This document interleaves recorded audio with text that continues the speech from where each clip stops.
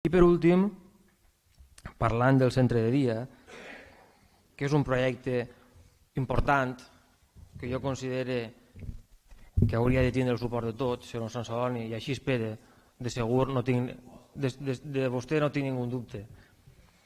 Tenim diverses opcions.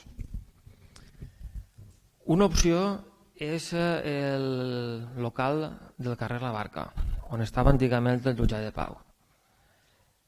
Tècnicament, segons ens informa l'arquitecte, seria millor, o bé, per dir-ho tot, on està l'actual centre social de Dolores Rojas, o ahir, com és un local ja molt arraigat de les persones majors, doncs, evidentment, pràcticament que ni m'ho plantegem.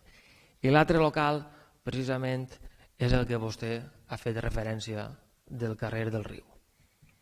Ahir, el que són les eixides d'emergència, al ser un local més nou, que dona a dos parts, seria, segons l'arquitecte municipal, aquest aspecte estaria més salvat, però també el que és la reforma seria més cara. Són opcions que estem barallant. Concretat, encara no hi ha res.